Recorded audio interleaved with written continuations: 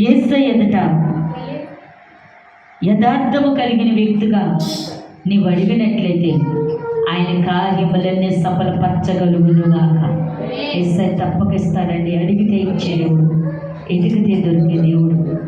మనం అనుకుంటూ ఉంటాము ఆయన మన ప్రార్థన అంగీకరిస్తలేదేమో, ఆయన మన ప్రార్థన ఆలకిస్తలేదేమో, ఆయన మనతో ఉండలేదేమో అనుకుంటాము. దేవుని స్తోత్రం, హల్లెలూయా అనుకుంటూ ఉంటాము. కానీ పరిశుద్ధాత్మ దేవుడు చదివిస్తున్న మాట ఏంటంటే, ప్రియ సహోదరి సహోదరుడా, ఆయన మా మాటని అంగీకరిస్తున్న దేవుడు.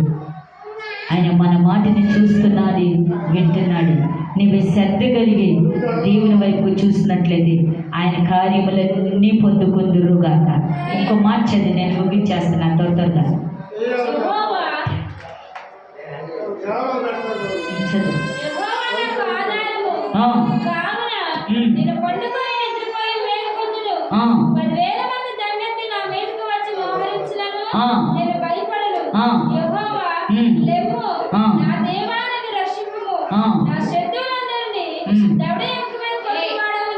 దేవుని స్తోత్రం, హల్లెలూయా.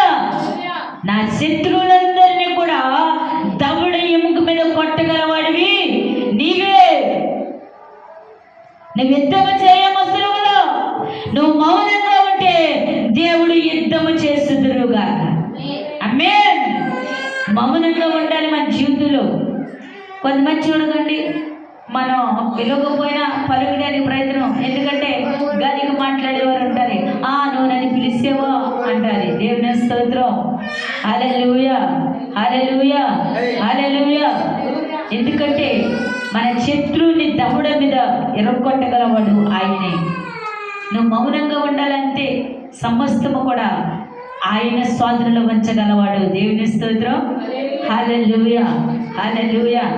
ఈరోజు మనకి ఒకళ్ళ ఏదైనా సబోధకు మాట గుచ్చుకుందనుకోండి, అదేం కాదు. యేసయ్య ఎదుట నువ్వు మోకరించి ప్రార్థన చేయి, సమస్తము వాటికి నా దేవుడు విడుదల ఇచ్చుదురుగాక. హల్లెలూయా, హల్లెలూయా. నీ నోరుని స్వాధీనంలో ఉంచుకో, నువ్వు మౌనంగా ఉండు. యుద్ధము యెహోవాదే. అందుకు ఆయన మాట అంటున్నాడు, నీ శత్రువులు దవడ పొన్ను విరగొట్టగలవాడిని యెహోవాయే.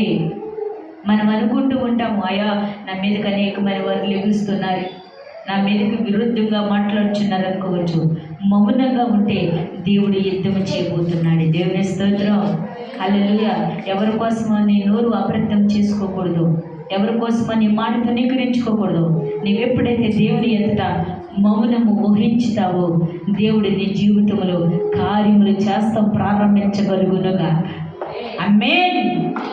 నేను ప్రతి విషయంలో కూడా యేసయ్య దగ్గర పెడుతూ ఉంటా, ప్రభువా నాకు ఇది కావాలి, ప్రభువా నాకు ఈ కార్యం చేయాలన్నప్పుడు నా దేవుడు దక్షిణమే నాకు దాన్ని అమలు పరుస్తాడండి. దేవుని స్తోత్రం. నమ్మటం నివరణ అయితే నమ్మవారికి సమస్తము కూడా సాధ్యమే.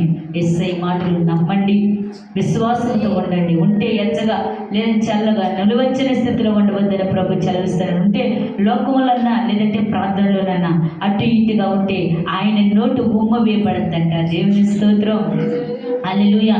ప్రార్థన చేసి లోకములు ఉంటూ ప్రార్థన చేసుకుంటూ అలా కాదు, కానీ నీ విశ్వాసమైన పరితమ దేవుని మహిమ చూస్తుదురుగాక. అటు కృప ప్రతి ఒక్కరికి కూడా నా దేవుడు అనుగ్రహించగలుగును గాక. ఈ కొద్ది మాటలు ప్రభు దీవించబడుదురుగాక. ప్రార్థన చేసుకుందాం. పరిశుద్ధుడా, మోహనుడా, ప్రేమ కలిగిన దేవా, దయగల రక్షకుడని వందనాలు అయ్యా. మా చుట్టూ నీ దూతల కావులుగా ఉంచండి, మాతో మీరు మాట్లాడండి. ఎన్నికలైన మమ్మల్ని వేదికగా చేసిన గొప్ప దేవుడివి ప్రభువా. పాటల్లో వాద్యములాకనైనా వాక్యముల ఆరాధనలో మీరున్నారు ప్రభువా. ఇంకా నైనా అనేకమైన కార్యాలు ముందుకు నడిపించి వీరి ప్రాంగణంలో బలముగా వాడుకొని కృప చూపించమని యేసు పరిశుద్ధ నామములో అడిగి వేడుకున్నాము తండ్రి. ఆమేన్. హల్లెలూయా.